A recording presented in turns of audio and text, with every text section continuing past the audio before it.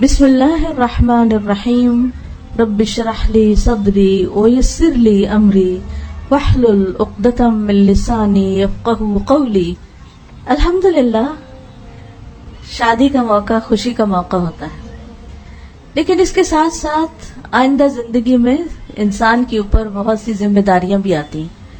عام طور پر یہ دیکھا گیا ہے کہ شادی کے بعد کچھ دن تک تو بچیاں خوش رہتی ہیں، سسرال والے بھی خوشی سے آؤ بھگت کرتے ہیں، لیکن آہستہ آہستہ بعض اوقات مشکلات بھی پیدا ہو جاتی ہیں. اس کی بنیادی وجہ یہ ہوتی ہے کہ ہر انسان یہ چاہتا ہے کہ اس کا حق اس کو ملے، لیکن وہ دوسروں کا حق دینے کے لیے تیار نہیں ہوتا، کیونکہ انسانوں کے اندر ایک دل کی تنگی رکھ دی گئی ہے. وَأُحْضِرَتِ الْأَنفُسُ الشُّحَّ، اس شح کو جب تک دور نہ کیا جائے، دلوں کی اس تنگی کو جب تک دور نہ کیا جائے، اس وقت تک انسان دوسرے کے لیے وہ نہیں سوچ پاتا جو وہ اپنے لیے سوچ سکتا ہے یا اپنے لیے سوچتا ہے. حقیقت یہ ہے کہ جب ہم کسی کے لیے اچھا سوچتے ہیں تو وہ دراصل اپنے ساتھ ہی اچھا کر رہے ہوتے ہیں. بظاہر یوں لگتا ہے کہ جیسے ہم دوسرے کا فائدہ کر رہے ہیں، لیکن حقیقت میں وہ اپنا ہی فائدہ ہوتا ہے. قرآن مجید میں اللہ تعالیٰ فرماتے ہیں ان احسنتم احسنتم لانفسکم، اگر تم نے اچھا کیا، احسان کا رویہ اختیار کیا، نیکی کا رویہ اختیار کیا، احسنتم لانفسکم، تو تم نے اپنے ہی نفسوں کے لیے، اپنے ہی ذات کے لیے اچھا کیا، یعنی اس کا فائدہ پورے کا پورا خود تمہیں کو ملے گا. اور وہ فائدہ انسان کو دنیا میں بھی ملتا ہے اور آخرت میں بھی ملتا ہے، بشرطے کہ انسان اسے خالصتاً اللہ کی رضا کے لیے کرنے والا ہو، یعنی احسان اور نیکی کو دوسروں کے ساتھ. اس میں آپ دیکھیے کہ انسان کے جہاں بھی نئے تعلقات بنتے ہیں، نئے رشتے بنتے ہیں، یعنی شادی کے موقع پر ایک نیا خاندان بنتا ہے، یعنی ایک نئے خاندان کے ساتھ واسطہ ہوتا ہے اور نئے تعلقات بنتے ہیں. اب ان تعلقات میں، ان رشتوں میں کچھ تو اپنی عمر سے بڑے ہوتے ہیں اور کچھ چھوٹے ہوتے ہیں. یعنی سسرال میں جب ایک لڑکی جاتی ہے تو کچھ لوگ اس سے عمر میں بڑے ہوتے ہیں، تجربے میں بڑے ہوتے ہیں، مقام میں بڑے ہوتے ہیں، رتبے میں بڑے ہوتے ہیں، تجربے میں بڑے ہوتے ہیں، اور کچھ چھوٹے ہوتے ہیں. اب ان دونوں کے ساتھ معاملہ کیسے کیا جائے؟ حکمت کا تقاضا کیا ہے؟ اور رسول اللہ صلی اللہ علیہ وسلم کی حکمت ہمیں کیا سکھاتی؟ آپ صلی اللہ علیہ وسلم نے فرمایا، محمد سے نہیں، جس نے چھوٹے پر رحم نہ کیا اور بڑے کی عزت نہ کی.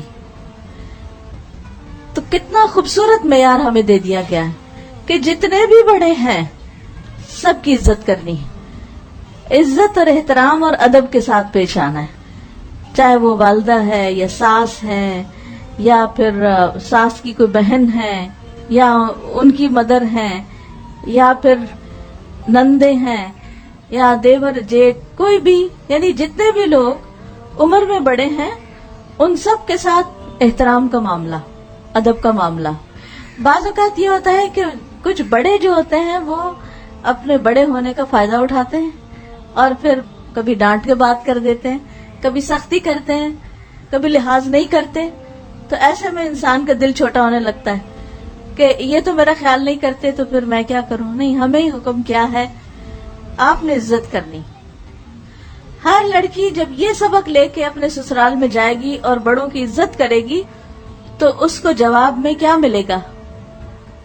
اس کو ہمدردی ملے گی، کیئر ملے گی، محبت ملے گی، اور اس کی ایک پہچان اور اس کا ایک نام ہوگا کہ یہ بچی بہت عزت کرنے والی ہے، بہت اچھی ہے. اس کے حق میں گواہی ہوگی.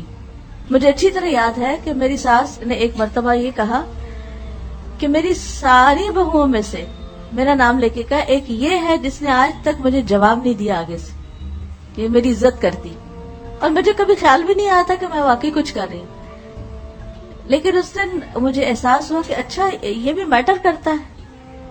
بڑے بعض اوقات بہت پیار سے بات کرتے ہیں، بہت کیئر کرتے ہیں، بعض اوقات بیمار ہوتے ہیں، تھکے ہوتے ہیں، یا کبھی غصے میں بھی ہوتے ہیں، یا کوئی اور بات ہو سکتی ہے، وہ ناراض بھی ہوتے ہیں. کبھی ان کی ناراضگی برحق ہوتی ہے، کبھی ناراضگی ناحق ہوتی ہے، لیکن ہمارا دین ہمیں کیا سکھاتا ہے کہ ہم نے ان کے ساتھ کیا معاملہ کرنا ہے، ادب کا، احترام کا. ہم نے اپنا فرض پورا کرنا ہے، اور اسی سے پتہ چلے گا کہ ہم واقعی دین پڑھے ہوئے لوگ ہیں. اگر ہر ماں اپنی بیٹی کو یہ نصیحت کر کے بھیجے کہ بیٹا اس خاندان کے سب بڑوں کی عزت کرنی ہے، تو آپ دیکھیں کہ کتنے ہی مسائل صرف اس سے حل ہو جائیں گے.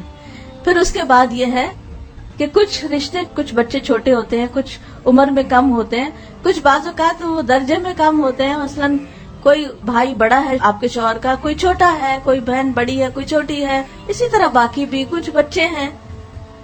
کئی دفعہ ایسے ہوتا ہے جیسے نئی دلہن شادی ہو کر جاتی ہے تو چھوٹے چھوٹے چھوٹے بچے سارے ہجوم کر دیتے ہیں اس پر. کوئی لپسٹک خراب کر دیتا ہے، کوئی کپڑے خراب کرتا ہے، کوئی بیڈ پہ چڑھ جاتا ہے گندے پاؤں لے کے، کوئی کچھ کرتا ہے، کوئی کچھ کرتا ہے. تو اس میں انسان کو بڑے صبر و ضبط کا مظاہرہ کرنا پڑتا ہے. کچھ مہمان تو 2-4 دن میں چلے جاتے ہیں، لیکن کچھ مستقل اسی گھر میں رہ رہے ہوتے ہیں، یعنی کمبائنڈ فیملی سسٹم ہوتا ہے. ان بچوں کو روز دیکھنا پڑتا ہے، روز برداشت کرنا پڑتا ہے. تو وہاں کیا کرنا چاہیے؟ وہاں پھر نبی صلی اللہ علیہ وسلم کا یہ حکم ہے، چھوٹوں کے اوپر رحم، سختی کا معاملہ نہیں، شفقت کا معاملہ، سمجھانے کا معاملہ.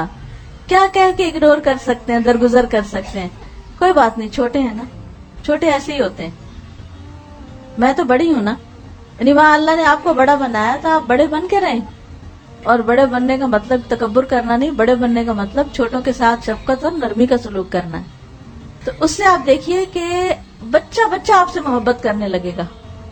اور یہی آپ کی کامیابی ہے کہ آپ ہر بچے کو امپورٹنس دیں، اریٹیٹ نہ ہو کہ یہ بہت شور کرے، یہ بہت باتیں کرے، یہ بہت بدتمیز ہے، یہ ایسے ہے، یہ ویسے. نہیں، آپ ان کے دل جیتیں، آپ ان سے محبت کریں، وہ سارے آپ کے پیچھے لگ جائیں گے.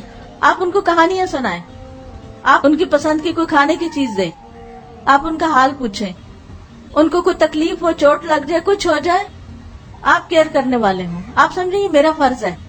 تو دیکھیں کیسی محبت پیدا ہوتی. آپ ان کو گلے لگائیں، آپ ان کو پاس بٹھائیں، آپ ان کے چھوٹی بچیاں ہیں تو کسی کو لپسٹک لگا دے، کسی کو کچھ کر دے، تو آپ دیکھیں گی کہ وہ آپ کی گرویدہ ہو جائیں گی. تو جس لڑکی کے گواہ بڑے بھی ہوں اور چھوٹے بھی ہوں، دونوں طرف کی گواہی ہو گئی بہت اچھی ہے، تو آپ خود سوچئے کہ اس کی کیا ناموری ہوگی، اور اس کا اس گھر میں کتنے قدم جمیں گے، اور کتنی برکت ہوگی، اور کتنا اس کے لیے آگے بڑھنے پھلنے پھولنے کے مواقع ہوں گے. لیکن اگر بچیاں یہ رویہ لے کر جائیں کہ ہمارا حق اور ہماری پرائیویسی اور ہمارا یہ اور ہمارا وہ، سارا وقت اپنے ہی بارے میں سوچتے رہیں، اور اگر وہ سب کچھ نہ ملے جو وہ ایکسپیکٹ کرتے ہیں، تو پھر سوائے فرسٹریشن کے حاصل کچھ نہیں ہوگا. اب نہ آگے کا راستہ رہتا ہے، نہ پیچھے کا، نہ وہاں دل لگتا ہے، نہ پیچھے جا سکتے ہیں ماں باپ کے گھر، کیونکہ وہاں رہنا بھی مشکل ہے. شادی کے بعد اگر لڑکی ماں باپ کے بھی گھر آتی ہے تو وہ گھر اس کے لیے ویسا نہیں ہوتا. یہ بھول ہوتی ہے کہ ہم اپنے ماں باپ کے گھر بڑی عیاشی کرتے تھے، اور اس دھوکے میں لڑکیاں کہتی ہیں چلو واپس چلتے ہیں، جا کے پھر وہی عیاشی کریں. اب وہ بات نہیں رہتی، اب ویسا نہیں رہے گا، ہر چیز بدل چکی ہے. اس لیے سوچ سمجھ کے واپسی کا راستہ اختیار کیا جائے، اور اس گھر میں جگہ بنانے کی کوشش کی جائے. اور جگہ بنانے کے لیے، ایک مقام پانے کے لیے کچھ قربانی کرنی پڑتی ہے، کچھ صبر کرنا پڑتا ہے، کچھ اپنے دل پہ جبر کرنا پڑتا ہے.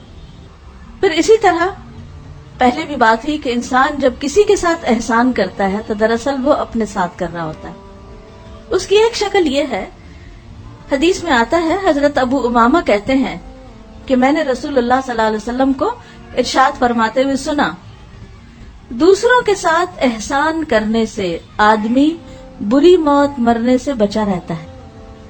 یعنی ایسے انسان کا خاتمہ اور انجام اچھا ہوتا ہے، یعنی ایمان پہ خاتمہ ہوتا ہے، حادثاتی موت سے محفوظ رہتا ہے.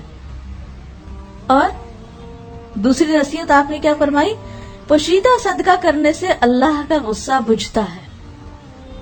تیسری بات آپ نے فرمائی، اور رشتہ داروں کے حقوق ادا کرنے سے عمر میں برکت ہوتی ہے. اب آپ دیکھیے کہ یہ اصول گھر سے باہر کے لیے تو ہے ہی، اپنے گھر کے اندر اپلائی کرنے کے لیے. احسان کیا ہے؟ احسان ہے کسی کے ساتھ نیکی کرنا، اچھا کرنا. بعض اوقات اس کے ساتھ تو ہم اچھا کرتے ہیں جو ہمارے ساتھ اچھا کرتا ہے، لیکن جو ہمارے ساتھ اچھا نہیں کرتا ہم اس کے ساتھ اچھا نہیں کرتے، مقابلے پہ آ جاتے ہیں، اور شیطان ہمیں بلوا دیتا ہے کہ اس اچھائی کا فائدہ ہم ہی کو ملنے والا ہے. لہذا کوئی ہمارے ساتھ اچھا نہ بھی کرے پھر بھی ہم نے اس کے ساتھ اچھا کرنا ہے، یہ سوچ کے رکھنا ہے میں نے تو اچھا ہی کرنا ہے. وہ نہیں کرتا، اس کا معاملہ اس کے رب کے ساتھ، مجھے اچھا کرنا ہے. بعض اوقات ایسا ہوتا ہے کہ شوہر ہی اچھا نہیں کرتا تو پھر انسان غصے میں آ جاتا ہے، جب یہ میرا خیال نہیں رکھتا، جب یہ مجھے ٹائم نہیں دیتا، جب میری کوئی بات نہیں سنتا تو میں کیوں اس کی مانوں، میں کیوں اس کی سنوں. تو جواباً ہم بھی ناراض ہونا شروع ہو جاتے ہیں. نتیجہ کیا ہوتا ہے؟ دنیا بڑھتی چلی جاتی. جب آپ یہ سوچ لیتے ہیں کہ کوئی بات نہیں، یہ نہیں بھی اچھا کرتا، مجھے اچھا کرنا، ایک دن تو اس کا دل میری طرف پلٹے گا نا، اور واقعی پلٹے گا. بس صبر کا امتحان ہے، تھوڑے دن کی بات ہے. کیونکہ عموماً کیا ہوتا ہے کہ لڑکی دوسرے گھر میں نہیں جاتی ہے، وہ سب لوگ پہلے سے ہی آپس میں ایک دوسرے سے بہت مانوس ہوتے ہیں، اور کچھ گھروں کا آپس کا جو نیٹ ورک ہوتا ہے وہ بڑا اسٹرانگ ہوتا ہے. وہ آپس میں بیٹھتے ہیں، ہنستے ہیں، کھاتے ہیں، پیتے ہیں. اور یہ جو نئی لڑکی گئی ہوتی ہے وہ بس منہ دیکھتی رہتی ہے کہ یہ کیا ہو رہا ہے، کوئی مجھے بھی توجہ دے، کوئی میری بھی بات سنے، مجھے بھی اپنا بنائے. لیکن وہ وقت ابھی دور ہے کہ جب آپ اس سب میں گل مل جائیں گے